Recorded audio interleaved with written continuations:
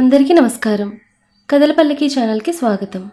ఇప్పుడు మనం నన్ను వీడకే చెలి పార్ట్ 33 ముగింపు విందాం. విక్రమ్ ఇంట్లో కూర్చుని ఆలోచిస్తూ ఉన్నాడు. శ్రావ్య తన గమనించి దగ్గరకు వచ్చింది. విక్రమ్, భోజనం చేద్దిగానరా. నాకు ఆకలిగా లేదు శ్రావ్య, నువ్వు తిను. అను గురించి నువ్వు ఎంత బాధపడుతున్నావో నేను అర్థం చేసుకోగలను విక్రమ్. అను త్వరలోనే కోలుకుంటుంది. అదే ఆశతో బ్రతుకుతున్నాను. నువ్వు వెళ్ళు శ్రావ్య, నన్ను కాసేపు ఒంటరిగా వదిలే.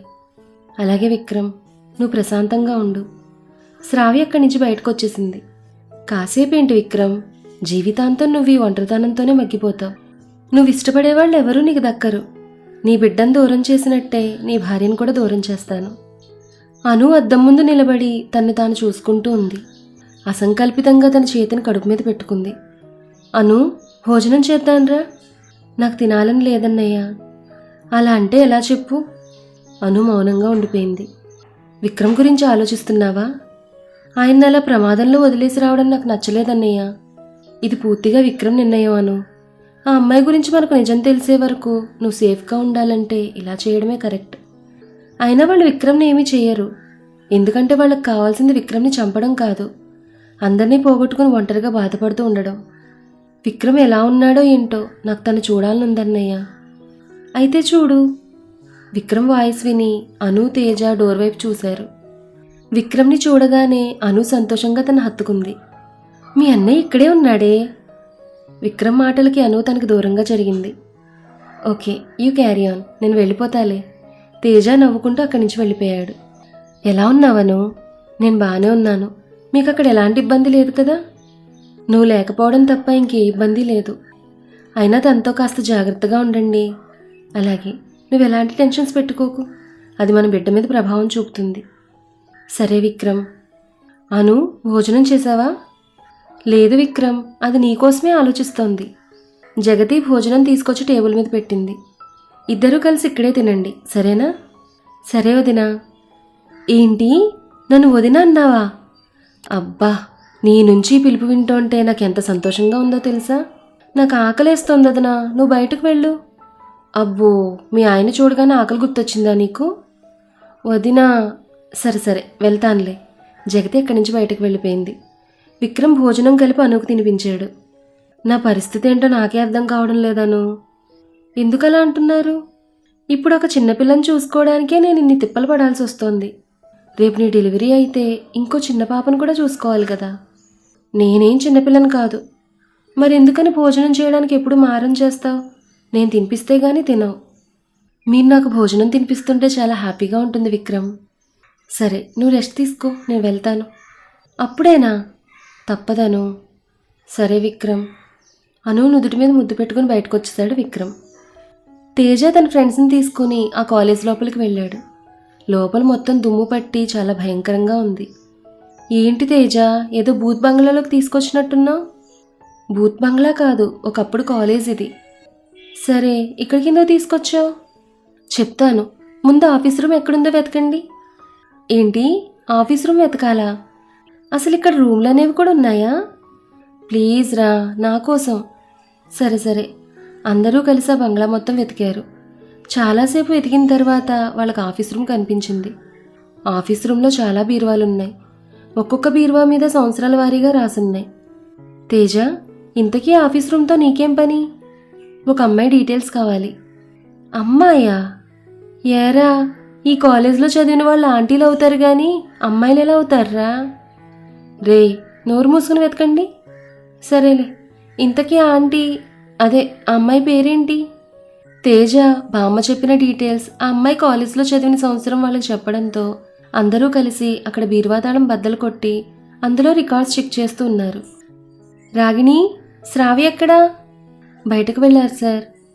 ఓకే, బయట ఉండి తను వస్తే నాకు ఇన్ఫామ్ చేయి. ఈ లోపు నేను తన గదిలో వెతుకుతాను. అలాగే సార్. విక్రమ్ శ్రావ్య గదిలోకి వెళ్ళి గదంతా వెతుకుతూ ఉన్నాడు. కానీ తనకు ఎలాంటి క్లూ దొరకలేదు.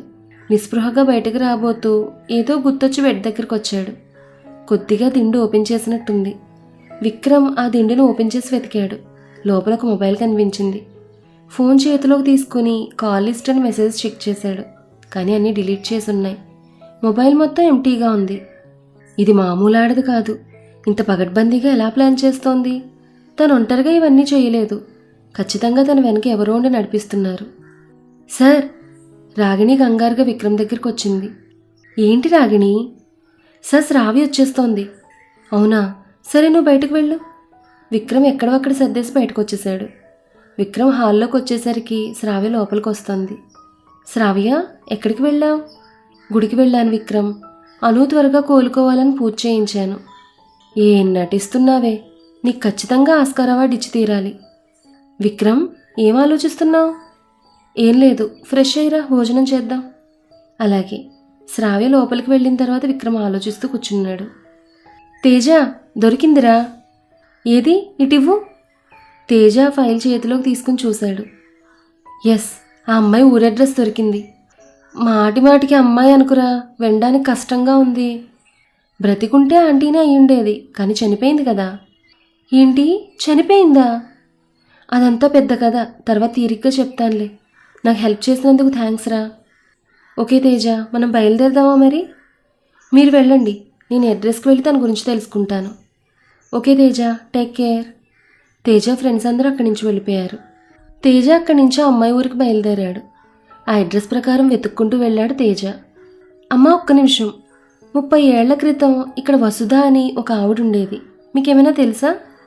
తెలీదు బాబు, మేము ఇక్కడికి వచ్చి 10 ఏళ్ళు మాత్రమే అవుతోంది. సరే అమ్మా, థ్యాంక్స్.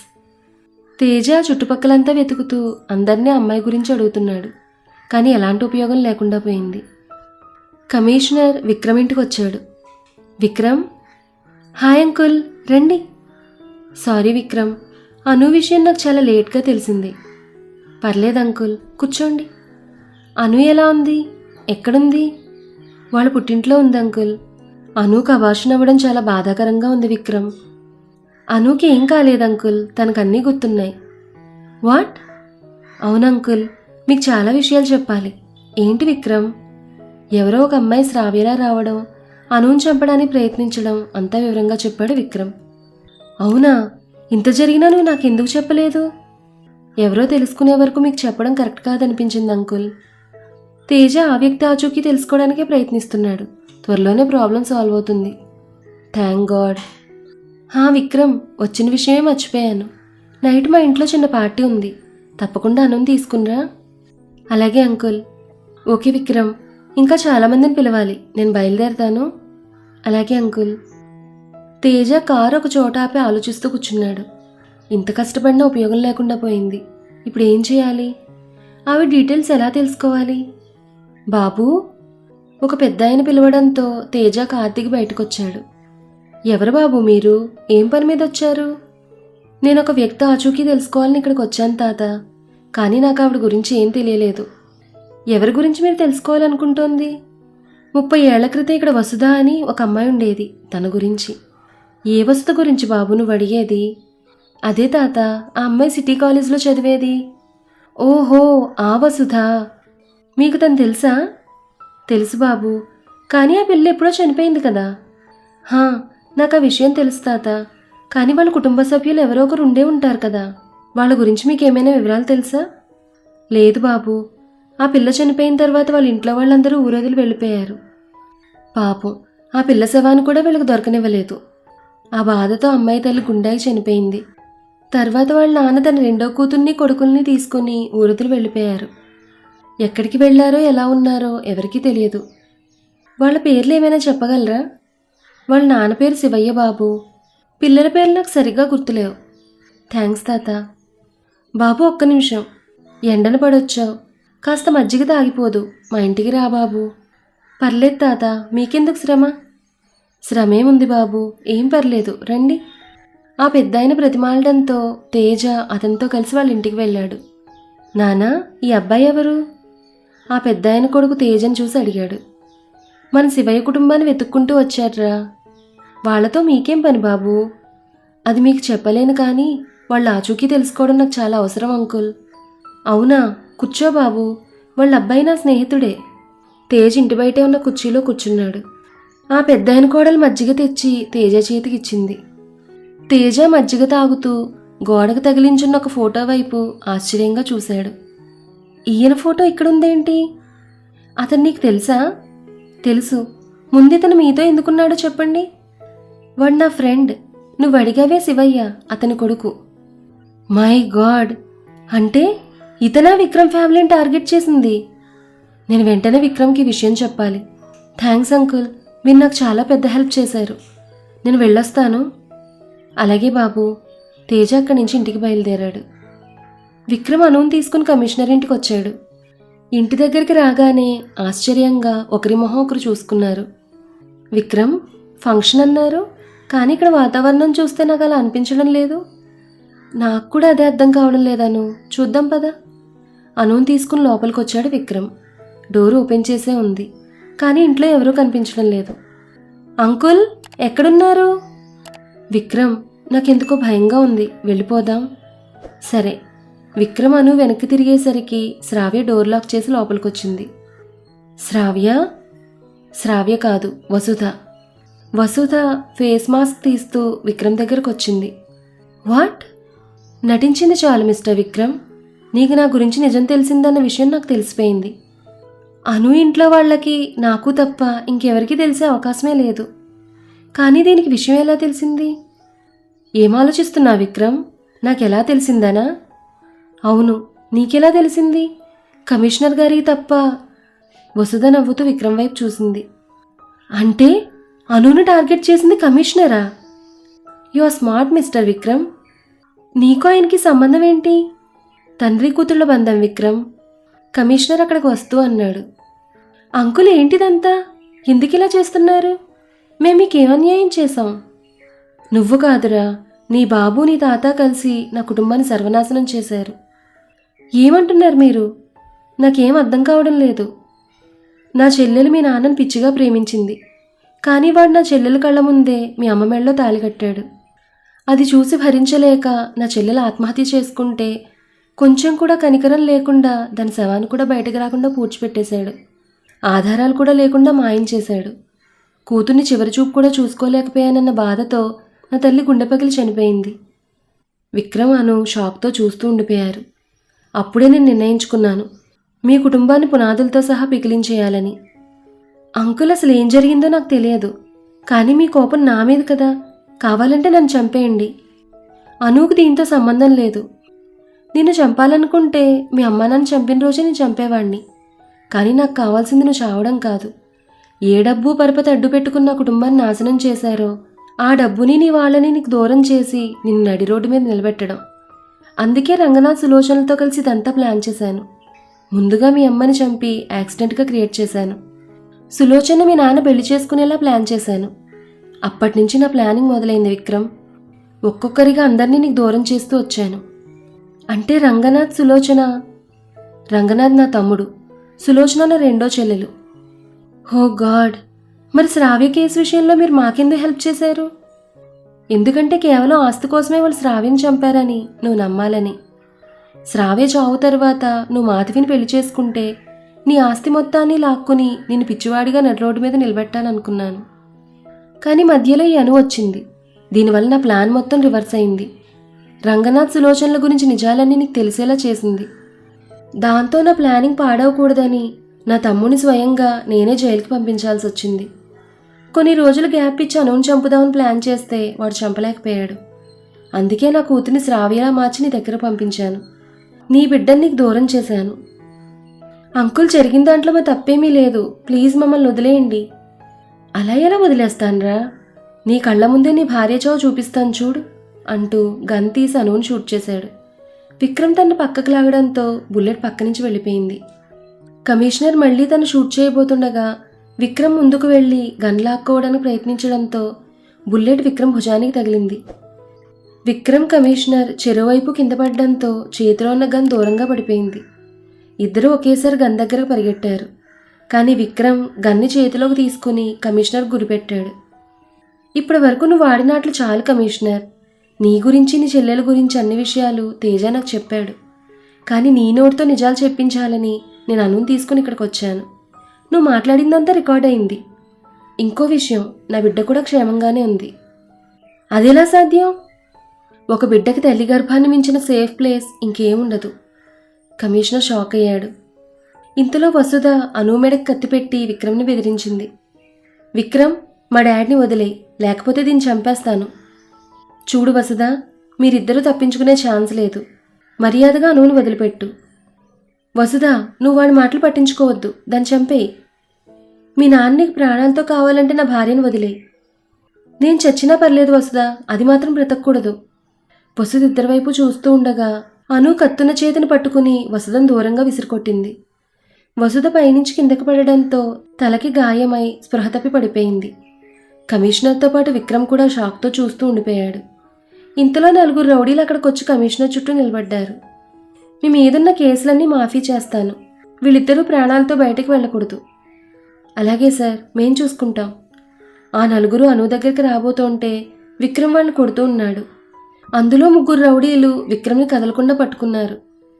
ఒక రౌడీ కత్తి పట్టుకుని అను దగ్గరికి వచ్చాడు. అను భయంతో వెనక్కి జరుగుతూ ఉంది. వాడు అనువుని పొడవబోతుండగా భయంతో కళ్ళు మూసుకుంది. కానీ ఆ రౌడీ అనువుని పొడవలేకపోతున్నాడు. ఎవరో వాడు చేయి పట్టుకుని ఆపినట్టుగా అనిపించి భయంతో కత్తిని వదిలేశాడు. కానీ ఆ కత్తి కింద పడకుండా గాల్లోనే ఉండిపోయింది. అందరూ ఆశ్చర్యంగా చూస్తూ ఉండిపోయారు. కత్తి ఆ రౌడీ వైపు తిరిగి గొంతులో గుచ్చుకుంది. వాడక్కడే గిలగిలా కొట్టుకుంటూ చనిపోయాడు. విక్రమ్ ఆ రౌడీల్ని విడిపించుకొని అను దగ్గరకు వచ్చాడు. రౌడీలందరూ భయంతో అక్కడి నుంచి పారిపోయారు. కమిషనర్ గన్ తీసుకుని విక్రమ్ని అనుని షూట్ చేయడానికి ప్రయత్నించాడు. ఏం మాయ చేస్తున్నారు మీరిద్దరూ? మీరేం చేసినా నా నుండి తప్పించుకోలేరు. కమిషనర్ ఇద్దరిని షూట్ చేశాడు. బుల్లెట్స్ కూడా గాల్లోనే ఆగిపోయాయి. కమిషనర్కి ఏమీ అర్థం కాక గన్ వైపు చూసుకున్నాడు. ఆ బుల్లెట్స్ 2 ఒకేసారి కమిషనర్ వైపు తిరిగి నుదుటి మీద తగలడంతో కమిషనర్ అక్కడికక్కడే చనిపోయాడు. విక్రమ్, అసలు ఇక్కడ ఏం జరుగుతోంది? నాకు అదే అర్థం కావడం లేదను. ఇంతలో తేజ పోలీసుని తీసుకుని అక్కడికి వచ్చాడు. వసుధకి మెలకు వచ్చింది. విక్రమ్, మీకేం కాలేదు కదా? లేదు తేజ. మిస్టర్ విక్రమ్, అసలు ఇక్కడ ఏం జరిగింది? కమిషనర్ గారిని ఎవరు చంపారు? సార్, కమిషనర్ గారు మా ఫ్యామిలీ ఫ్రెండ్. డిన్నర్కి ఇన్వైట్ చేస్తే నేను నా భార్యతో ఇక్కడికి వచ్చాను. అప్పుడే 4 రౌడీలు కమిషనర్ని చంపడానికి ఇక్కడికి వచ్చారు. నన్ను కూడా షూట్ చేశారు. కమిషనర్ గారు ఆ రౌడీని చంపారు. మిగిలిన 3 కమిషనర్ని చంపి ఇక్కడి నుంచి పారిపోయారు సార్. ఓ గాడ్. సార్, ఆ అమ్మాయి కమిషనర్ కూతురు, తన్ను కూడా గాయపరిచారు. హాస్పిటల్కి తీసుకువెళ్ళండి. ఓకే విక్రమ్ గారు, మీరు వెళ్ళండి. నేను రేపు వచ్చి మీ వాంగ్మూలం తీసుకుంటాను. Okay sir, thanks. విక్రమ్ అక్కడి నుంచి వసుధ దగ్గరికి వచ్చాడు. చూడు వసుధ, ఇందులో నీ తప్పేం లేదని నాకు తెలుసు. అందుకే పోలీసులకు నిజం చెప్పలేదు. ఆయన మీద నిందపడితే ఆ నింద నిన్ను జీవితాంతం ప్రశాంతంగా బ్రతకనివ్వదు. మా వల్ల మీ కుటుంబానికి అన్యాయం జరుగుండొచ్చు, కానీ మా వాళ్ళు కావాలని ఏదీ చేయలేదు. ఇక నుంచైనా నువ్వు ఇవన్నీ మర్చిపోయి ప్రశాంతంగా బ్రతుకు. వసుధ ఏడుస్తూ విక్రమ్కి నమస్కరించింది. హాస్పిటల్కి వెళ్ళు వసుధ. పోలీసులు వసుధని తీసుకుని వెళ్ళిపోయారు. విక్రమ్, నీ చేతికి బుల్లెట్ తగిలింది, ముందు హాస్పిటల్కి వెళ్దాన్రా. సరే తేజ. తేజ విక్రమ్ గాయానికి ట్రీట్మెంట్ చేసి బయటకొచ్చాడు. అన్నయ్య, ఆయన ఎలా ఉన్నారు? పర్లేదను, ప్రాబ్లం ఏం లేదు. సెడేషన్ ఇచ్చాను, మత్తులో ఉన్నాడు. నువ్వు ఇంటికి వెళ్ళి రెస్ట్ తీసుకో. నేను విక్రమ్ మార్నింగ్ వస్తాం. లేదన్నయ్య, నేను కూడా ఇక్కడే ఉంటాను. చెప్తే వినవు కదా. సరే, లోపలికి వెళ్ళు. అను నవ్వుతూ విక్రమ్ దగ్గరకు వచ్చింది. విక్రమ్ పక్కనే కుర్చీలో కూర్చుని మెల్లగా నిద్రలోకి జారుకుంది. విక్రమ్ నిద్రలో ఉండగా ఎవరో తలనిమిరినట్టు అనిపించి కళ్ళు తెరిచి చూశాడు. ఎదురుగా శ్రావ్య కనిపించింది. విక్రమ్ ఆశ్చర్యంగా చూస్తూ పైకి లేచి కూర్చున్నాడు. శ్రావ్య? విక్రమ్ తన్ను పట్టుకోవడానికి ప్రయత్నించాడు, కానీ తన వల్ల కావడం లేదు. వద్దు విక్రమ్, నన్ను మీ గతంలానే ఉండనివ్వండి. ఎందుకంటే నా భర్త కోసం ఆత్మగా మారిన ఒక నమ్మలేని కథని నేను. ఇప్పుడు మీకున్న అన్ని ప్రమాదాలు తప్పాయి విక్రమ్. అంటే ఆ రౌడీల నుంచి మమ్మల్ని కాపాడింది నువ్వేనా? శ్రావ్య నవ్వింది. అనుని మిమ్మల్ని కాపాడుకోవడానికే నేను ఇంకా ఈ భూమి మీద ఉన్నాను. ఆ పని పూర్తయింది. ఇంక నేను వెళ్లాల్సిన సమయం వచ్చింది. వద్దు శ్రావ్య, నన్ను వదిలి వెళ్ళొద్దు ప్లీజ్. నేను ఎక్కడికి వెళ్ళడం లేదు విక్రమ్. భార్యగా మీ నుంచి పొందలేని ప్రేమని మీ బిడ్డగా మారి పొందుతాను అంటూ విక్రమ్ నుదుటి మీద ముద్దు పెట్టుకుంది. విక్రమ్ కళ్ళు తెరిచి చూసేసరికి తన హాస్పిటల్ బెడ్పై పడుకునున్నాడు. అను పక్కనే సోఫాలో నిద్రపోతూ కనిపించింది. విక్రమ్ బెడ్ నుంచి కిందకి దిగి అను దగ్గరకు వచ్చాడు. శ్రావ్య తనతో చెప్పిన మాటలు గుర్తొచ్చి అను కడుపు మీద చేతితో నిమురుతూ ముద్దు పెట్టుకున్నాడు. ఇంతలో అనూకు మెలకు వచ్చింది. విక్రమ్, ఏం చేస్తున్నారు? నా పాపను ముద్దు పెట్టుకుంటున్నా. నీకేంటి ప్రాబ్లం? నువ్వు నిద్రపో. పాప? అంత కాన్ఫిడెంట్గా ఎలా చెప్తున్నారు? శ్రావ్య చెప్పింది మన బిడ్డగా మళ్ళీ పుడతానని. వాట్? ఏం లేదను, కలొచ్చింది. హో, కళ? అయితే ఖచ్చితంగా శ్రావ్యనే పుడుతుంది. విక్రమ్ నవ్వుతూ అనువును ముద్దు పెట్టుకున్నాడు. అయినా మీకు శ్రావ్య అంటే చాలా ఇష్టం కదా? నువ్వన్నా నాకు అంతే ఇష్టం. శ్రావ్య వల్లే నువ్వు నాకు పరిచయం అయ్యావు. నా జీవితంలో అలుముకున్న చీకటిని దూరం చేసి వెలుగులోకి తీసుకొచ్చావు. అను నవ్వుతూ విక్రమ్ని హత్తుకుంది.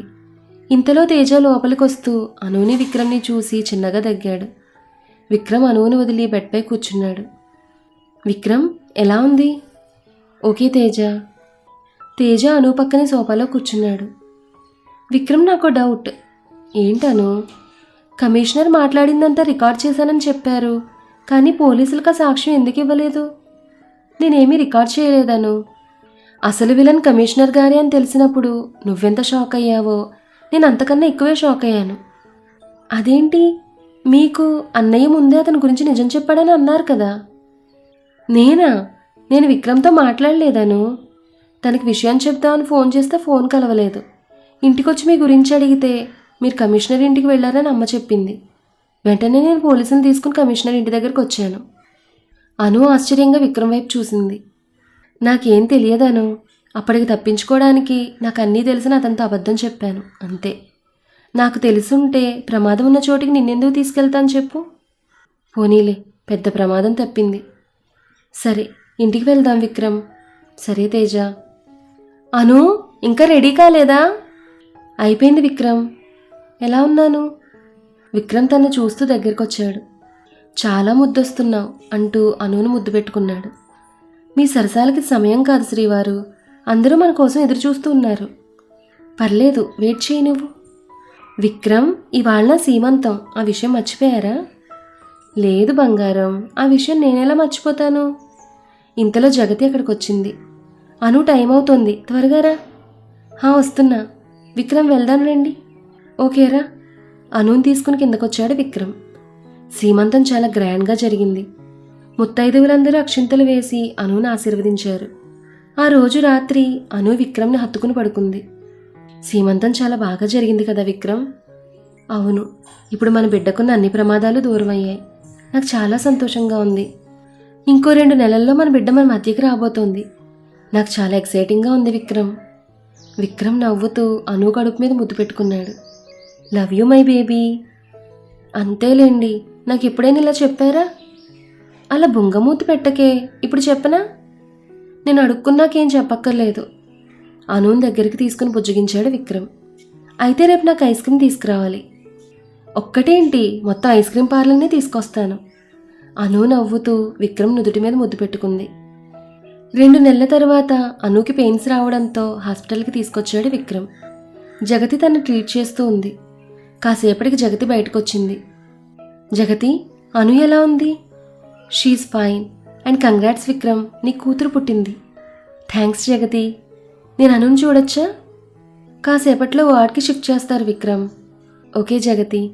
కాసేపటి తర్వాత నర్స్ చెప్పడంతో అను నుంచి గదిలోకి వెళ్ళాడు విక్రమ్. అను ఇంకా స్పృహలోకి రాలేదు. తన నుదుటి మీద ముద్దు పెట్టుకొని ఉయ్యాల్లో ఉన్న పాపనెత్తుకున్నాడు. వెల్కమ్ చిట్టు తల్లి, నీకోసమే నేను మీ అమ్మ ఎదురు చూస్తూ ఉన్నాం. ఇంతలో అనుకు మెలకు వచ్చింది. విక్రమ్ పాపను తీసుకొచ్చి అను పక్కన పడుకోబెట్టాడు. థ్యాంక్స్ అను, ఒంటరిగా మిగిలిపోవాల్సిన నా జీవితంలోకి కొత్త అతిథిని తీసుకొచ్చావు. అను నవ్వుతూ పాపను చూసింది. పాప చాలా ముద్దుగా ఉంది కదా విక్రమ్? అవును, అంతా నా పోలికే కదా. నా పోలికలు కూడా ఉంటాయి కదా? అవును ఉంటాయి. అన్నం తినడానికంటే ముందు ఐస్ క్రీమ్ అడుగుతుందేమో. ఆ మాటకి ఇద్దరు నవ్వుకున్నారు. Anu, I love you. Love you too Vikram. ఇక్కడితో నన్ను వేడికే చెలి కథ సమాప్తం. ఎలా ఉంది ఫ్రెండ్స్, మీకు నచ్చిందా ఈ కథ? ఈ కథ మీకు నచ్చితే లైక్ చేయండి, షేర్ చేయండి. అలాగే మన కథల పల్లకి ఛానల్ని సబ్స్క్రైబ్ చేసుకోండి. ధన్యవాదాలు.